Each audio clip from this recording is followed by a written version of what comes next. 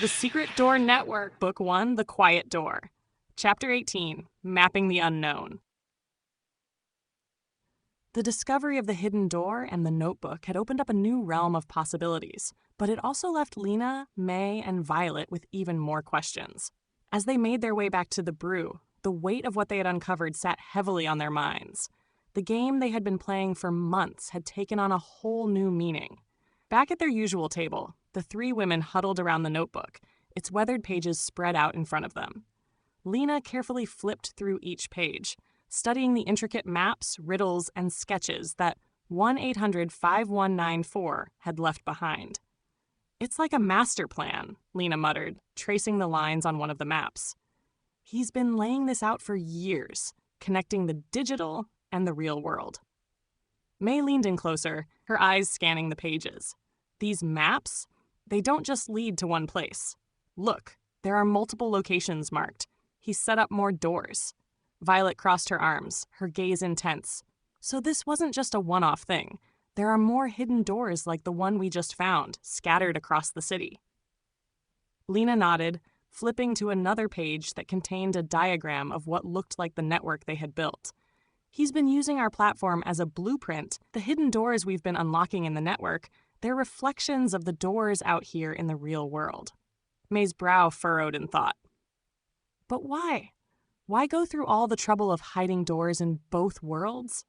Violet tapped the edge of the notebook. Maybe that's what he's been leading us to all along. It's not just a game. It's a way of blending the two worlds. He wants us to navigate both.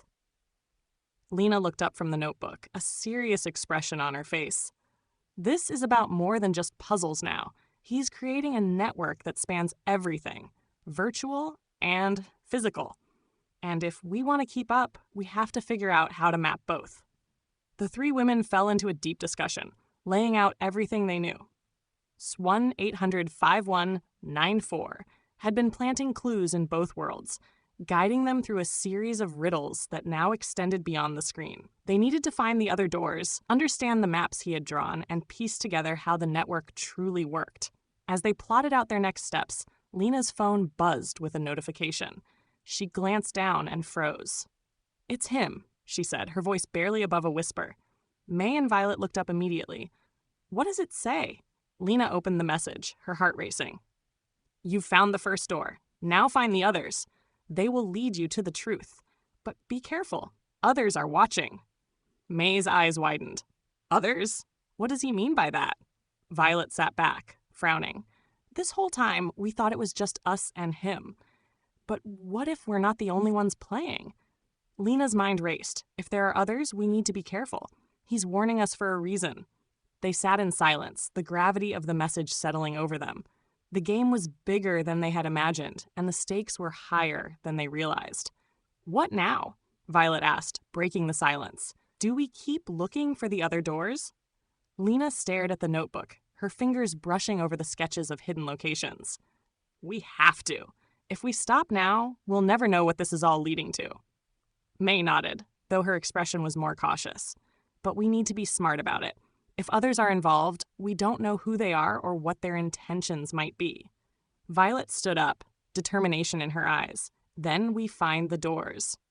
We figure out what 1-800-5194 is really up to, and we stay one step ahead of anyone else."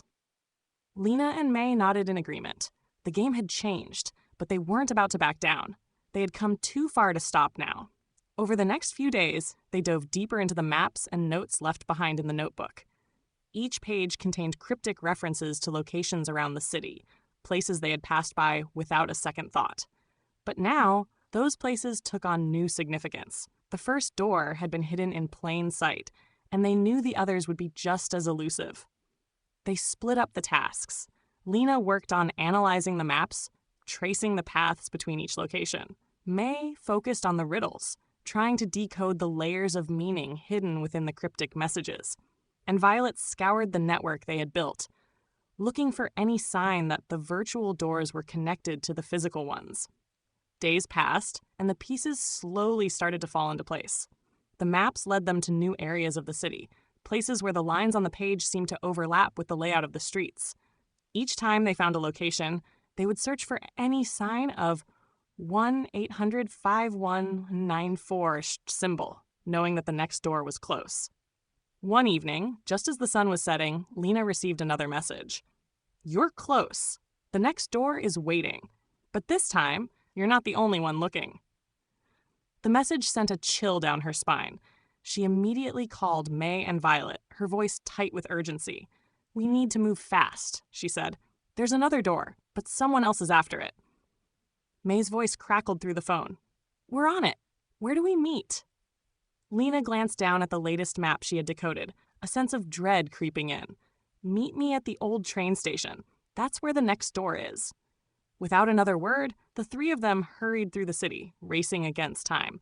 The game had taken on a new level of danger, and they knew they weren't the only players anymore. But they had one advantage: the notebook. 1-800-5194 had trusted them with the key, and they were determined to use it to stay ahead of whatever or whoever was coming next.